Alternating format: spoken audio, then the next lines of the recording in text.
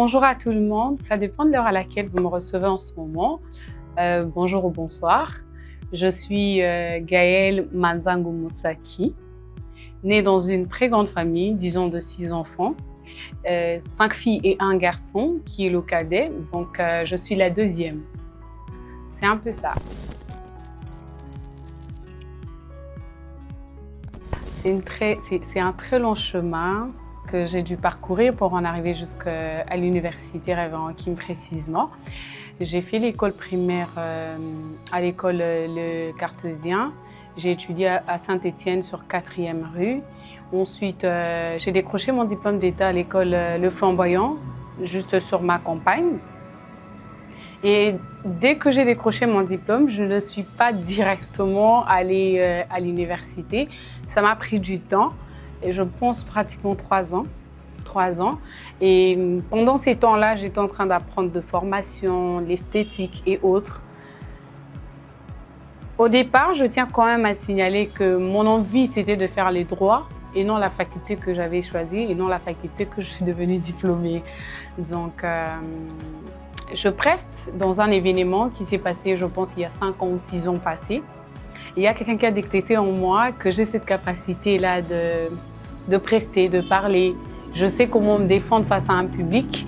Et la personne me dit, ah ben tiens, la personne m'appelle Gaga Choui, me dit, tiens, toi tu vas faire la communication. Moi j'ai fait, bah je connais rien de la com. Il me dit, bah c'est comme ça qu'on apprend. Et tout est parti de là que je suis arrivée à l'université Révérend Kim. Je me pris mon inscription, j'ai passé mon test. Et voilà, c'est comme ça que j'ai été admise à l'université Révérend Kim et c'est par là que j'ai débuté la Ge1 communication sociale à l'époque.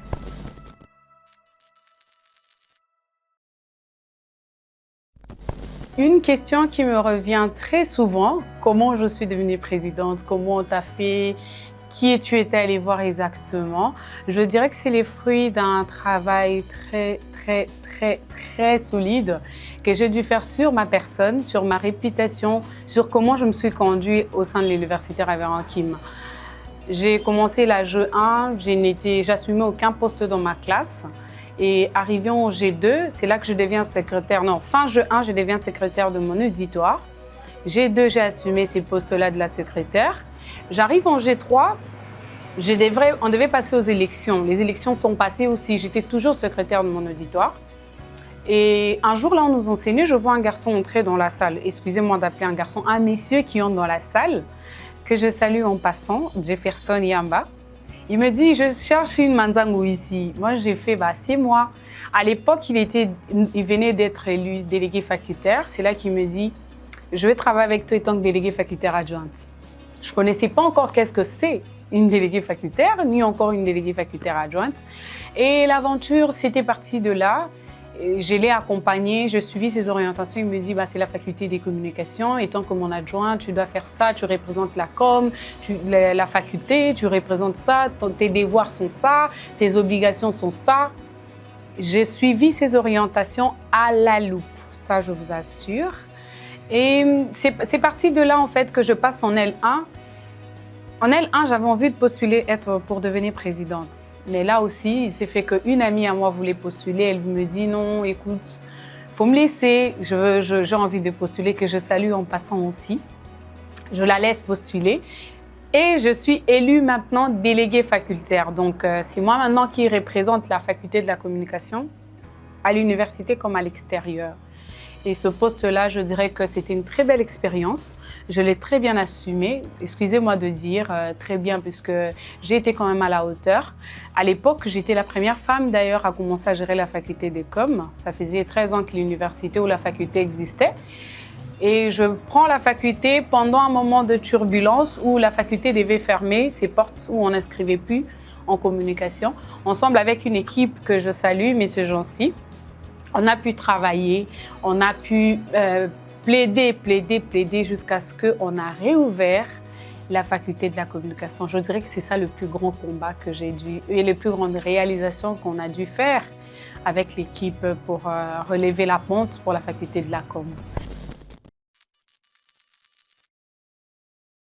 Oh mon Dieu, la présidence, c'est vraiment une question qui qui dégage beaucoup d'émotions, j'ai beaucoup de souvenirs. C'est une très belle expérience de ma vie, excusez-moi d'être un peu plus émotive. La présidence. J'arrive en L2, j'avais vraiment pas l'intention de postuler. Et je regardais, tout est parti des observations que j'ai eu à faire au sein de l'université, de personnes qui m'ont précédée. Et tout ce qui se passait entre nos 2 sites universitaires, parce que je tenais quand même à notifier qu'on a 2 sites, Ndjili et Lingouala. Et voilà, je me suis dit, bon, après, je voyais la situation de loin, ça faisait 4 ans que je suis à l'université. Pourquoi pas, avant de sortir, y mettre un peu une touche de Gaël, y mettre un peu une touche de communication, si je peux dire ça comme ça. Pas une touche de Gaël, mais une touche de la faculté des coms dans l'entête de la coordination. Et l'aventure a commencé de là.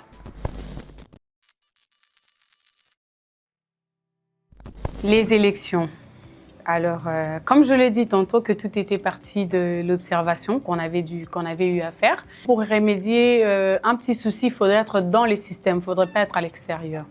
Alors, je me suis dit, bah, tiens, nous sommes une université et nous existons, ça fait 14 ans, université privée bien sûr, mais il se pose un petit problème en termes de fonctionnalité, en termes de la com, en termes de l'union qu'il y a entre étudiants et autorités académiques. Et le problème est au niveau de celui qui dirige les étudiants. Ça arrivait peut-être qu'il soit absent pendant qu'il est là. Alors on s'est dit, bah, puisqu'on a fait dans la faculté de la com, on peut le faire à l'université. Je postule étant que présidente, il faudrait quand même qu'on se le dise qu'il fallait aller en termes de ticket gagnant, donc il fallait trouver son adjoint. Puisque j'étais le site de Lingouala, je devais avoir quelqu'un de Ndjili. Et ça, je ne vous dis pas combien de fois où je fais ces trajets Ndjili, Lingouala, Lingouala, Ndjili, pour trouver juste un binôme. Petite anecdote, à l'époque où je devais postuler, comme je l'ai dit, je ne vais pas vous dire combien de tours que j'ai eu à faire pour aller à Ndjili chercher mon binôme, chercher avec qui on va faire un ticket gagnant pour diriger l'université. Et on finit la réunion, on finit de parler. Mon futur vice-président à l'époque qui dit bah, « si vous tous vous allez le soutenir, moi je ne le soutiens pas. On ne va pas diriger l'université avec une femme. Moi, je ne veux jamais soutenir Madame Gaël. » Je le regarde, j'ai dit, je respecte votre avis, il est bien avec moi, c'est que je suis tellement démocrate à un point que je peux accepter ce que vous pensez être vrai, mais quand même, je garde ce que je pense être aussi logique. Et on finit la réunion, les aînés scientifiques m'ont vu à côté, ils m'ont dit, vous devez accepter d'être vice-président, ne pas être président des étudiants. Parce qu'ici à Ndjili, on a beaucoup de personnes qui veulent être président, alors prenez le second place. Je leur ai répondu en disant que je n'ai pas eu de plan B en me lançant dans cette affaire. C'est le plan A et c'est ce que je veux faire. Là, on était, je pense, à 1 semaine des élections. Il fallait déposer les documents, il fallait déposer tout pour que nous puissions passer à l'étape cruciale. Ça arrive un lundi, j'avais toujours pas de binôme. Et mon adversaire à l'époque qui me voyait des audios, c'était vraiment ces guerres-là, je dirais, purement politiques. En tout cas, c'est là que j'ai compris comment ça se passe. Je dis, je lâche pas contre la pression. J'appelle mes conseillers à l'époque. Je dis, bah écoute, il se passe ça, je pense que je veux laisser, je pense que je veux leur laisser en fait postuler, moi je postule plus. Ils m'ont dit, tu vas le faire. Élevant les débats, quittant le niveau sectoriel. Ndjili ou Lingouala, c'est toujours Révérend Kim. On porte tous le maillot de Révérend Kim. Ça dépend du pays ou du coin de la ville où tu te trouves. On veut défendre ici l'intérêt de l'étudiant. Pas le secteur Ndjili Lingouala. Je dis, ok, c'est bon. Bref, ça arrive mercredi, alors que les élections étaient samedi, que je trouvais enfin un ticket gagnant. Et vous n'allez pas croire, mon futur vice-président à l'époque, celui qui m'avait contredit en disant qu'il ne va pas travailler avec moi, c'est celui-là qui m'appelle, qui me dit, je veux travailler avec toi. Je suis un peu, bah, comment ? Il me dit, non, j'ai appris de vous, vous êtes une bonne personne, l'université ne va pas vous perdre. Samedi, le jour crucial, c'était pour une première fois que les élections se passent de manière numérique. Là, c'était pendant notre mandat. On a eu un logiciel qui a dû générer des codes où on a distribué aux étudiants. On arrive le matin, on nous dit, vous allez parler sur telle thématique, telle thématique, telle thématique. Et ça, c'était devant plus de plus de 1200 étudiants, je pense. Njili comme Lingwala, en synergie.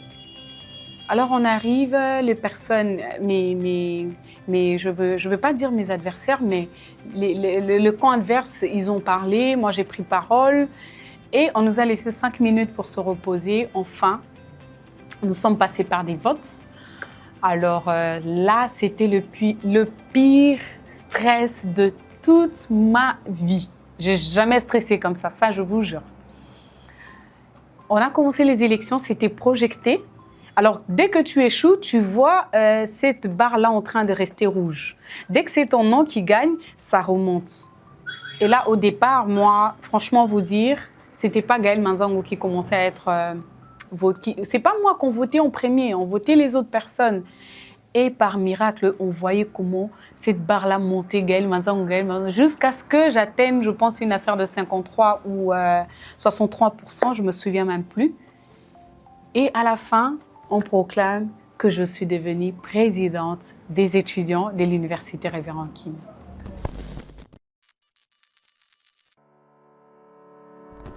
L'Université Révérend Kim, départagée au niveau sectoriel, une petite guerre entre les étudiants de Njili et de Lingwala. C'est ce que j'ai trouvé, premièrement. Deuxièmement, une petite guerre de leadership qu'une femme ne peut jamais, excusez-moi de dire ce mot, jamais diriger les hommes. Et troisièmement, c'est en termes d'organisation, des conférences, même de colloques, de talk show, comment les étudiants peuvent faire des petites choses mais avec grandeur. C'est ce qu'on a trouvé. Une très bonne question, qu'est-ce qu'on a pu faire, qu'est-ce qu'on a pu faire? Peut-être que ici, je ne pourrais pas avoir une bonne mémoire de redire, de retracer les tout, mais je vais être très brève. Comme je le dis, ce qu'on a trouvé, c'était cette petite guerre-là, qu'on a su atténuer, même pas atténuer, éteindre. Maintenant, Njili et Lingwala, ça fait un. Et on a tenu l'Université Révérend Kim, on l'a ramené très haut. Alors, je vous dis là. En termes d'organisation, qu'est-ce qu'on a pu faire?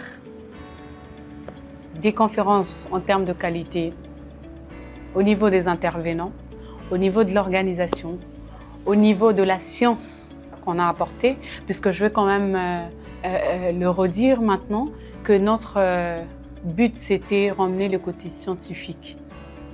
On est à l'université pour apprendre, pour se cultiver. Pourquoi pas avoir des activités qui pourraient encore emmener plus de connaissances. Et je pense que c'est ce qu'on a fait. On a dû ramener cette bibliothèque numérique qu'aujourd'hui, avec brio, nous avons cette bibliothèque-là. Vous allez voir en image où les étudiants peuvent accéder à plus de 8000 livres sur les plateformes. Et on a encore battu ou encore mené ces démarches-là pour qu'on ait le logiciel anti-plagiat. Aujourd'hui, les étudiants ne partent plus ailleurs pour faire tester leurs travaux pour voir un peu si c'est du plagiat ou pas. Alors, autre chose qu'on a dû faire, c'est l'assurance pour étudiants. C'est-à-dire, dès que le tuteur de l'étudiant meurt, cette assurance-là prend en charge les études de ce dernier jusqu'à la fin. Ça aussi, ça entre dans nos archives. Je dirais qu'il y a tellement beaucoup d'activités, il y a tellement beaucoup d'exploits, mais c'est un peu ce qu'on trouve à dire.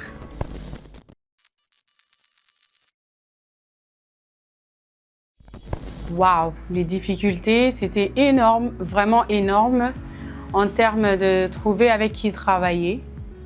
Puisque aujourd'hui, il faudrait quand même se le dire que les hommes ont du mal à se faire diriger par une femme. Mais Dieu merci pour moi, ce mandat a été ce mandat parce qu'il y avait des hommes. Ça, je vous dis avec un grand H, qui d'arrache-pied ont pu quand même se joindre à nous pour que nous puissions réussir le 10 mois passés ou encore le 11 mois qu'on a été à la tête de la coordination. Au départ, pour moi, je me disais c'est trop, c'est une charge. J'ai failli déprimer. Mais ce n'est qu'avec les temps que je me suis dit, c'est une très belle expérience, c'est du fun pour moi. Allez, c'est parti, je veux vivre ma vie. Je ne veux pas prendre ça au premier degré, je ne veux pas non plus minimiser les choses qui viennent vers moi. Mais après, j'ai trouvé les justes milieux. Autre difficulté, c'était de mener à bord le besoin ou encore le voulu des étudiants. pendant qu'il y avait une pression de l'autre côté, on veut ça, et les autorités ne peuvent pas dire oui sans réfléchir en termes de l'impact que ça aura sur le budget, l'impact que ça aura sur les personnels. Ça, je vous dis, c'était pas une mince affaire. Mais on a pu mener à bord ce combat. Et je dirais, autre difficulté qu'on a pu trouver, comme je l'ai dit tantôt, c'était de respecter l'autre, même si l'autre ne te respecte pas.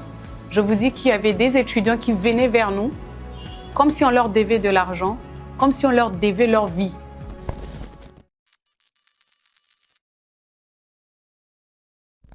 Le plus beau souvenir que je garde de ce pouvoir, en étant à la tête de la coordination, c'est la famille que j'ai dû avoir. Permettez-moi ici de citer leurs noms. Messieurs Jancy, Gédéon, Gravi, Glody, que je connais sur mon chemin, Monsieur Ali, Jefferson Yambaltitude, le secrétaire général académique, l'abbé, l'appariteur. Les étudiants, ils sont nombreux. Mais ce pouvoir m'a offert une très belle expérience de ma vie. Ça m'a offert une famille. Je partage de très bons souvenirs avec eux. Ce sont de personnes qui m'ont aidée. Je n'ai pas oublié mon vice-président. Je n'ai pas oublié Elfrazi, Madir Kab. Je n'ai pas non plus oublié le secrétaire général de la coordination au nom de Josué Lokadi. Ce nom, je dois le citer avec beaucoup de respect. Disons, c'est ça ma plus belle expérience. C'est les personnes qui sont autour de moi, qui dépassent même l'argent que je pouvais avoir un jour dans la vie. Ils sont devenus ma famille, ils sont devenus ma force, ils sont devenus ce pilier-là que je pouvais toucher pour aider à ce que ces mandats aient de l'équilibre. Sans oublier le SECFAC, M. Étienne, M. Paul, M. Bed, M. Joss. Disons que c'est ça le plus beau souvenir que je garde de la coordination. Ah oui, j'allais oublier. Ne partez pas, ne partez pas. L'autre plus beau souvenir que j'ai gardé de la coordination, c'est une équipe qui m'a accompagnée pendant ma campagne électorale. Des jeunes gens qui à peine on se connaissait, mais qui ont cru en moi. C'est devenu vraiment excusez-moi de dire au Lingala, pire petit nanga quoi. Je veux citer Josué Mabiala, Anakli, Joël, Chinois, Andy. Eux tous là, c'est vraiment devenu de personnes que je n'oublierai jamais. En un mot, je dirais que être présidente des étudiants m'a apporté de l'expérience, la sagesse, ainsi que la patience.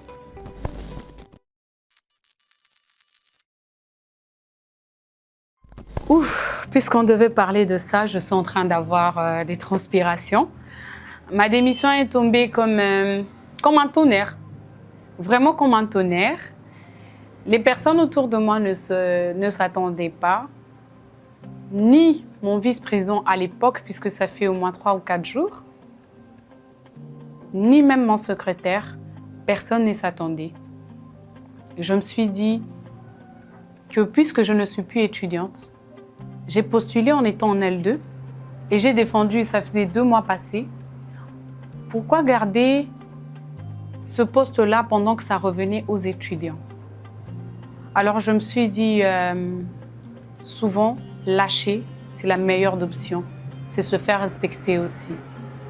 Voilà pourquoi je me souviens, on a discuté de ça à 3. Et puis on s'est dit, on va faire ça. Je me réserve de citer le nom de cette personne-là. Et voilà, on a travaillé sur ma lettre. Ça faisait au moins une semaine qu'on était en train de changer le texte, de vouloir un peu que ça soit bien structuré. Et je me te dis, avant le 31 ou plus tard le 31 janvier 2025, je dois déposer ma lettre de démission. Et je me souviens le 30, pendant que chacun était en train de faire ses occupations, on s'est appelé, moi, le secrétaire général académique, son adjoint, mon vice-président et le secrétaire de la coordination de l'époque. On a discuté de ce qu'on devait discuter et c'est là que je les informe que je démissionne. Personne ne s'attendait. Tous m'ont écrit en privé pour me dire « tu ne vas pas faire ça ». Je leur ai dit oui. Ma lettre est prête. Je pense que d'ici le soir, je vais vous les envoyer. Et c'est le 31 janvier à 21h juste que mon conseiller juridique a dû envoyer la décision dans le groupe qui réunit tous les chefs de promotion. Cette décision que j'ai accepté de démissionner. Ça, je ne vous dis pas. Alors là, je ne vous dis pas combien de coups de fil que j'ai reçus, combien de messages que j'ai reçus, combien de posts, puisque nous sommes à l'ère du numérique, combien de personnes qui m'ont remercié d'être celle que je suis pour eux.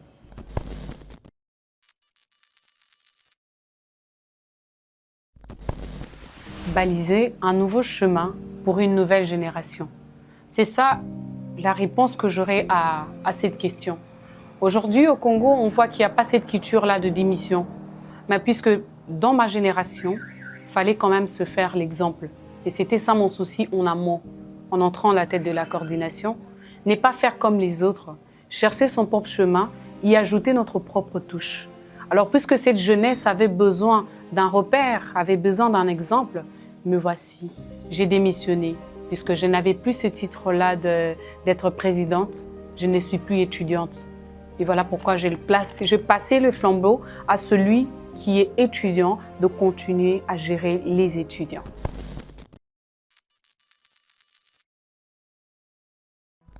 Vous ne la verrez plus étudiante, vous ne la verrez plus présidente des étudiants non plus. Vous allez la voir dans le monde professionnel, mais avant que je parte, je préfère vous laisser ce petit mot. Je m'adresse particulièrement aux femmes. Être une femme n'est pas une compétence. Être une femme n'est pas se victimiser, que je suis une femme, vous devez. C'est plutôt ce que tu veux dans la tête, de quoi tu es capable à faire même quand tu es fatigué. Comment tu peux mettre en pratique ce que tu penses et savoir diriger toute une équipe. Tout ne commence pas là, tout commence là. Comment tu te projettes. Même si tu n'as pas une très longue vision de toi, comment tu te vois dans un futur proche. Ça va te rapprocher et ça va t'emmener encore plus loin. Je vous dirais de savoir bien vous entourer. Je vous dirais de travail très dur. C'est un travail constant, la grandeur. C'est un travail constant, la réussite, bien que ça soit facultative. Tout le jour, soyez la meilleure version de vous-même. Quelqu'un m'a dit un jour qu'un champion ne s'appelle pas champion parce qu'il a gagné un match ou encore un tournoi. C'est un travail constant de chaque combat, de chaque défi. Le jour où il arrête de donner plus de lui, c'est les jours où on appelle l'autre champion à sa place. Réveillons-nous, faisons le bien tous les jours. On ne sait pas à quel point ça peut être comme de la sémence que nous jetons. Ici, je ne suis pas en train de prêcher, mais je suis en train de nous donner cette culture-là de bien faire les choses. Ma mère nous disait souvent qu'il faut éviter les à peu près. S'il faut faire quelque chose, il faut le faire. S'il faut ne pas le faire, il faut dire non. Au lieu de faire les à peu près. Jeunes Congolaises, jeunes en général, masculins ou féminins, on peut tout, pas parce que nous le proclamons, mais parce que nous y travaillons sur la vision qu'on a de nous-mêmes. Ce que j'aimerais rajouter, avant de chuter dans mon allocution, jeunes que nous sommes, regardons la montre. Regardons la montre. La montre, c'est la formation. La montre, c'est le travail sur soi. Car lorsque l'opportunité rencontre la préparation, il y a l'élévation. Ne vous arrêtez pas d'apprendre. Ne vous arrêtez pas de vous construire. We never know.